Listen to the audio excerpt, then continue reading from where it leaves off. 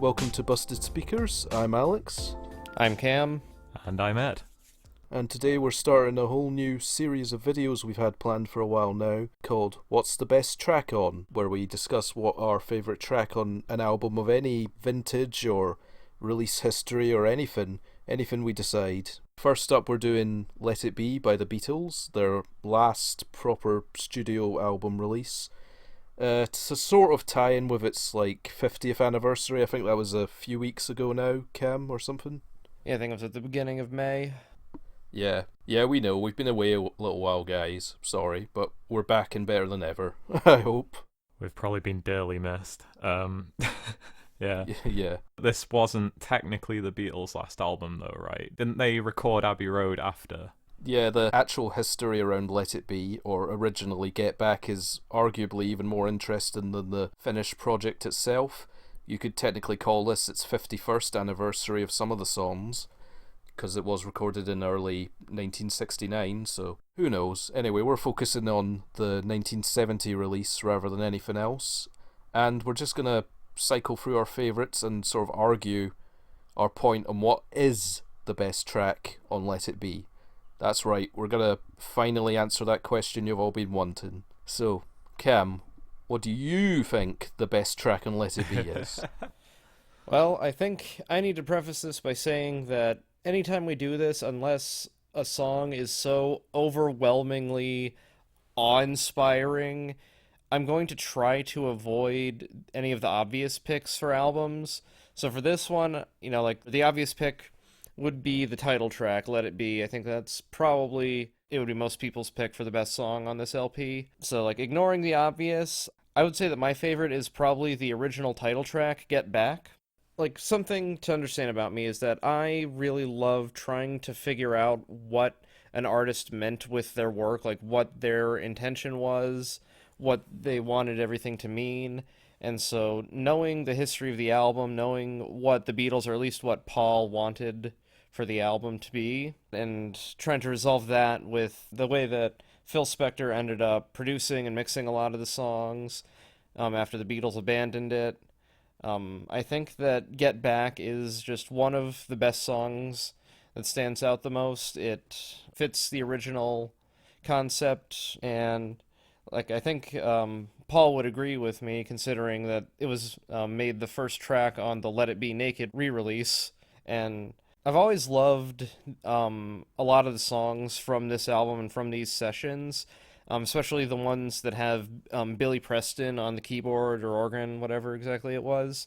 I really wish that they had had him on more of these songs. Yeah, for sure. I definitely wish he was on more of Abbey Road as well, because he is on a few songs there.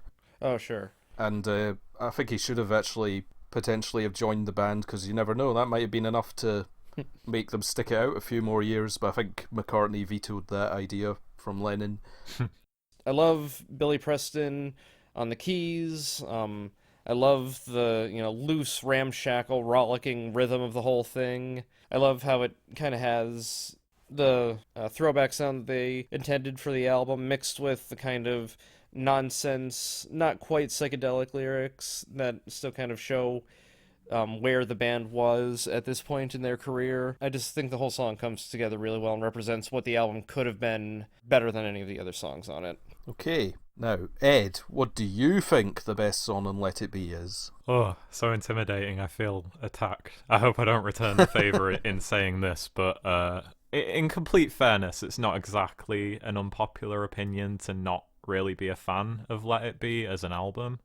In terms of their material post-1964, unless you're counting those weird little international compilation albums that I don't know if they're even really considered canon, honestly, like Beatles for Sale.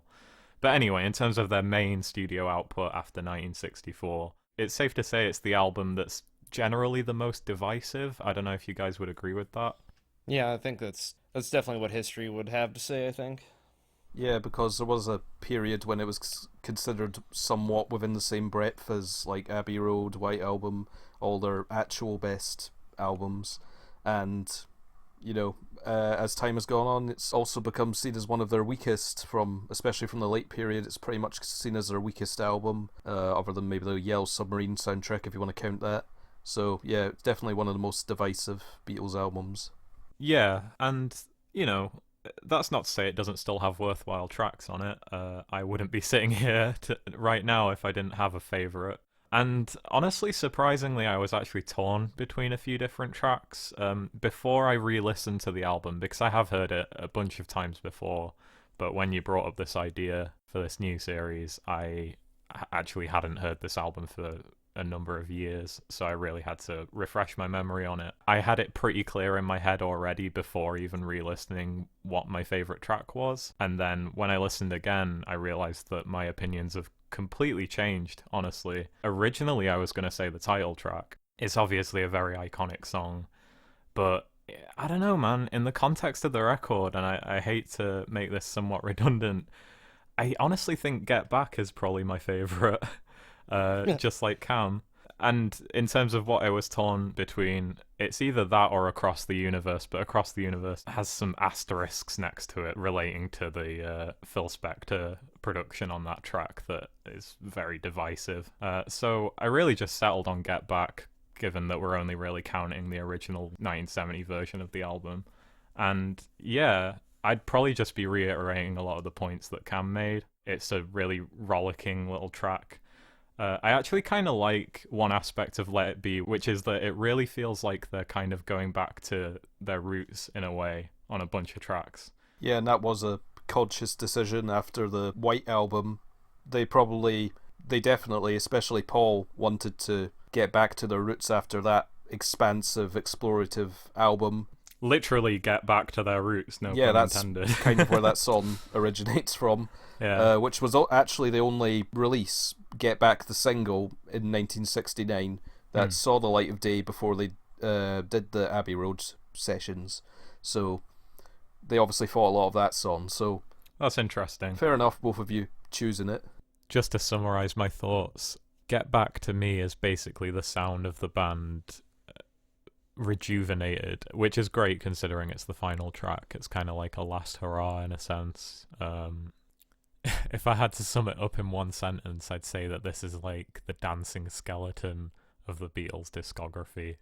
I think my problem with Let It Be is that even though there's plenty of decent, worthwhile material on it, I don't think it really comes together in the same way as the other most celebrated Beatles albums, and it feels like the mystique around the band that made it feel like they literally conquered the entire world. I mean, I wasn't there at the time, but we all know about Beatlemania and whatnot. They have very storied history in popular culture. But to me, Let It Be is the sound of the band just not being able to execute that anymore, and it doesn't surprise me that they turned around and went, this cannot be the last statement that we make as a band, we need to make Abbey Road, which my opinions on the Beatles are pretty controversial in general, but I definitely preferred Abbey Road as a final album in a way.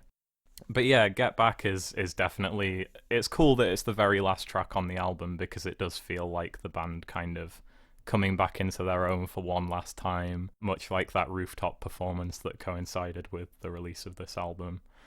And yeah, it's a pretty good track.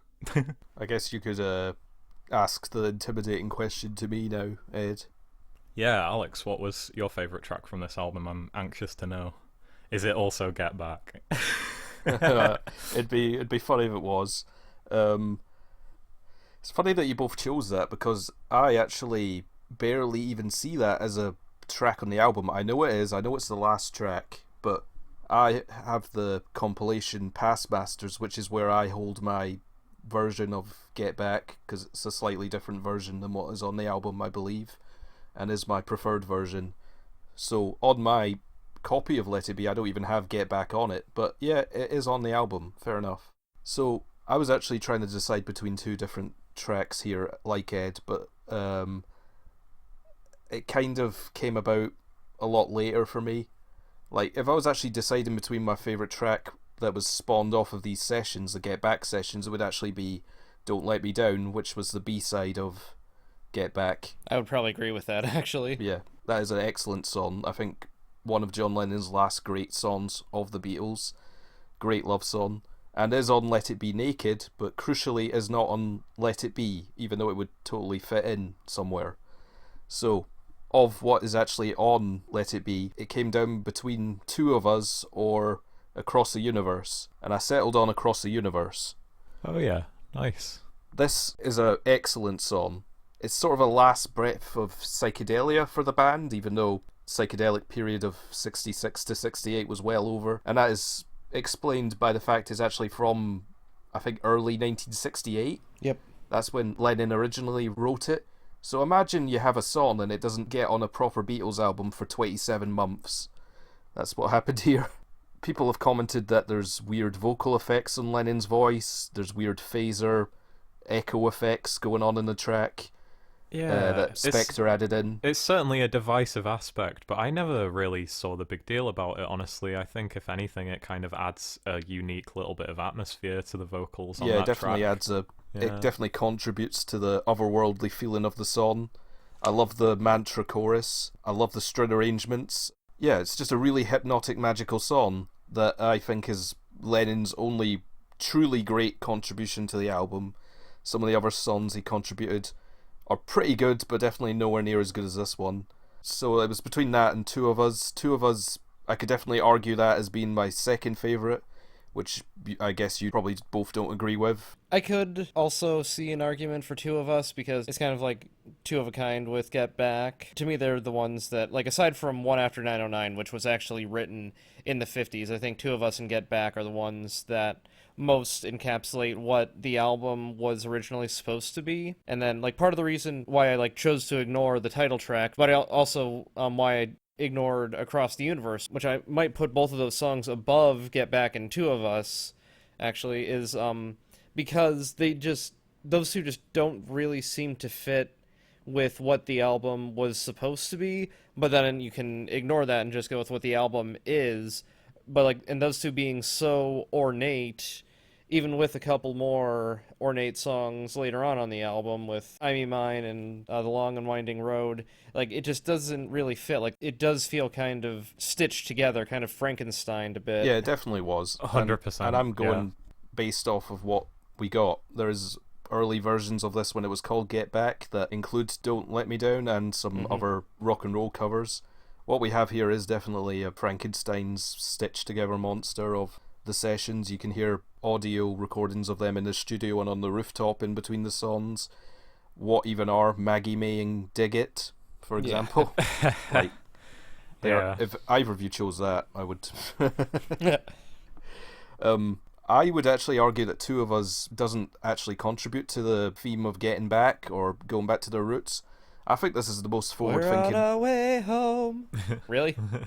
Well, maybe lyrically, but I don't think spiritually or symbolically. I think this is the most forward-thinking song on the album. When you think of all the singer-songwriter folk rock stuff that came out in the early 70s, this is like a sort of what could be of the Beatles doing sort of folk rock material in the early 70s. Yeah, that's fair. I definitely agree. I think just sonically, that song is really a good sign of what could have been, I guess, but what we never really got, unless Paul McCartney divulges more into his solo material, which I'm not really familiar with. I mean, kind of, but he also just did everything he couldn't have had time for in the Beatles with his solo material, because he could do whatever he wanted now, which is shown on the excellent album Ram. Yeah. So yeah, I'm surprised no one chose Let It Be or The Long and Winding Road. I figured one of you might, but we went with what was our true favourites, I guess, in the end. Yeah, I really was expecting to go back into this and just think, yeah, it's the title track. I mean, but I don't know, I find it a little bit... It's a really great song, and yeah.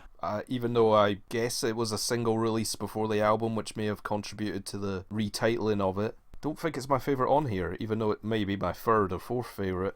Well, that's not what we're talking about. We're talking about our favourite, and that for me was Across the Universe or Two of Us. Across the Universe is easily the most outwardly Lennon song on here. When his personality comes through on the other tracks, it's the things I don't like about Lennon that come through for the most part, which is a big part of why I don't enjoy this album, really.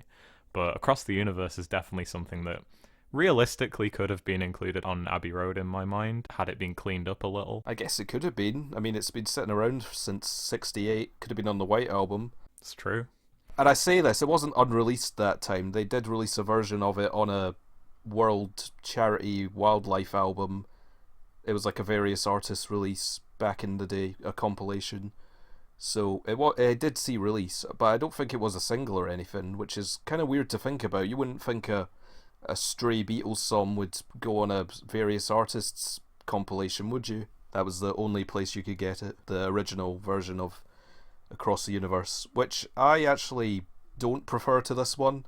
There's like wildlife sounds on it, it's more cleaned up, but I actually like the hazy, weird atmosphere on this one. Definitely contributes to it being more psychedelic rather than natural sounding. Yeah, surprisingly so for the Beatles. It's probably one of the few moments on the album where you get that little bit of weirdness coming through. On the rest of the record, I really just get the impression that Lennon just didn't really care anymore, which, you know, I've not looked thoroughly into the actual real-life context around this album besides what was happening with Phil Spector and whatnot having to come in, and also feeling very, very, very sorry for Ringo at the time, honestly. Yeah, he did. Ringo doesn't even get a song on the album. Yeah. He wrote Don't Pass Me By on the White Album and then wrote Octopus's Garden, but I believe, other than A Hard Day's Night, this is the only album he doesn't get one song to sing. Well, hopefully what lesser royalties he might be getting off this album he'll make back up with his Microsoft Paint artwork. Yeah. None of us have mentioned it, but I think a dark horse strong song on the album would have to be I Me Mine, George Harrison's song. Oh, for sure. That's one of the few I like, honestly. Yeah. I would like that one a lot more. I think that's the one that suffers the most from the long arm of Phil Spector, because it works if you take away all the strings and everything in the verses, because it like goes from the really ornate verses to the rocking chorus and back again, and it just doesn't really work. Like there's a version, like I think that there's a way that could have been done, but I think it would have had to have been done by another band maybe. But okay, Cam, are you happy with it as is track length wise? With I Me Mine, just as a with Yeah, the song how long length? it is. Yeah, I mean there's nothing wrong Okay. with how long it is. Well, that's also Spectre, because the original version of it's only 1:40 or something.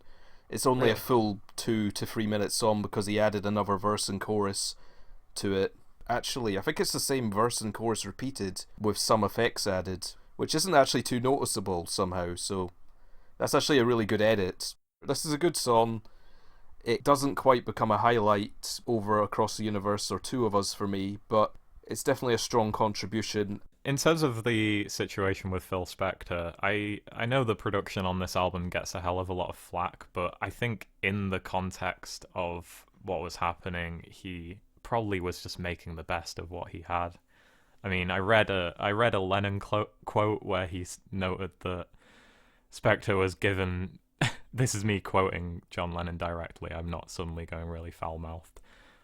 He was given the shittiest load of lousy shit ever and somehow managed to make something out of it.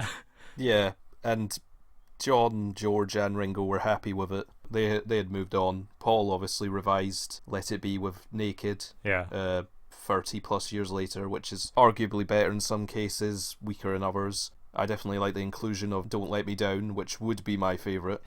Like ignoring the joke tracks, Dig It, Maggie May, I think that Long and Winding Road is a contender for weakest on the album, or one of them. But like the core song is fine, but the way that Spector went at it, it just sounds like every generic 70s song, like every soft ballad or whatever that you could think of. So like on the one hand, I guess it's kind of remarkably prescient on the part of the Beatles for writing it and Spector for making it that way, but at the same time, it just sounds so painfully overwrought and generic. I don't really agree there. I still like that song. It actually used to be my old favourite on the album, but that's changed quite recently, I guess. All in all, I'd say this was kind of a difficult one for me, given that I don't have much of a personal connection to the album, but I think that also explains why I kind of see the difference in quality between this and the Naked version to be pretty marginal. I've seen a lot of people say that they vastly prefer one version or the other, and I don't really see it, honestly. I think Spectre certainly did a good job of adding a little more flavour and flair to what are ultimately largely a bunch of tracks that feel a bit too dry for the Beatles at this stage. I personally think that they went into the studio too soon after the White Album sessions, which I think ended in October. Yeah, almost certainly, yeah. They were back in January, which I guess in early Beatles terms that would be enough time to make a whole new album. But by that point, yeah. Yeah, they needed more time, you know. It was a good long while between Pepper and the White Album, and they only had a few tracks to contribute aside from the singles to Magical Mystery Tour, so they definitely slowed down their roll, and this was too rushed. And when you consider that Spectre had hundreds of hours of takes and tape to go through, I guess he did a pretty good job overall. Yeah. He did make something out of this. And as slightly bloated as I find the White Album to be, I do actually appreciate how that album jumps around a lot of different stylistic shifts. On Let It Be, I really don't get that. I rarely stop and find myself thinking, oh, this is a good tune that I can credit to whatever particular member. It kind of goes above my head because a lot of it feels like another band could have done a lot of these songs, which for the Beatles is, as much as I don't absolutely adore everything they've ever made, there's definitely a few albums that are some of my favourites ever, don't get me wrong, but they certainly have a unique identity, and seeing that stripped away to an extent is a little depressing to listen to, honestly. But obviously, Alex, you have a way more personal connection to the Beatles' music, so I just wanted to know before we close out, where do you rank Let It Be amongst all of their albums? It's definitely in the lower half. Yeah. It's definitely not one that I would... I don't even know if it would maybe be in the top 10. Maybe 10th or 11th. I've never thought about ranking the Beatles albums, really, and it's definitely not a top contender, but overall I think most of the tracks are pretty good. I just think that there's probably better takes elsewhere. I don't think they were at their most inspired, but I guess they weren't trying to be. They were trying to get back to their roots. And I think generally they succeed at that. Funnily enough, it's a track that they don't really try and do that across the universe that ends up being my favourite. So I'm not sure fully where this one stands, but it's definitely one I've been listening to for close to 10 years. Probably biased in that right, but you know, I definitely like this album. That's fair enough. Yeah, it's a weird one with liking Across the Universe the best, because like I said, that potentially could have been my pick depending on what mood I was in. But yeah, I feel like the album doesn't fully commit one way or the other to that premise of just trying to go back to basics, because it only really pays off on a couple of songs for me personally. We'll just have to agree to disagree there. But on the whole, you know, I wouldn't say Let It Be is an album that's worth skipping. I feel like it's one of the most divisive albums I've ever come across, honestly. And definitely the history around the album is super interesting. So if anyone listening doesn't know about any of that stuff and is at least somewhat interested in the Beatles and what was happening in music that decade, then definitely read up on it, because I personally find the context and the history around this album to be a hell of a lot more engaging than the album itself. Alright, and that concludes our thoughts on the best track on Let It Be by the Beatles. What do you all think? What's your favorite song on this album? Do you think that it's an underrated masterpiece? Do you think that it's just kind of a cast-off that deserves to be forgotten? Let us know what you think in the comments. Thanks for tuning into this one. If you guys want more of our music reviews, you can subscribe to the channel. You can follow us on Twitter at _BustedSpeakers. You can follow me on Twitter at SubProspector. And we will see you all next time. Bye. Bye. Catch you later.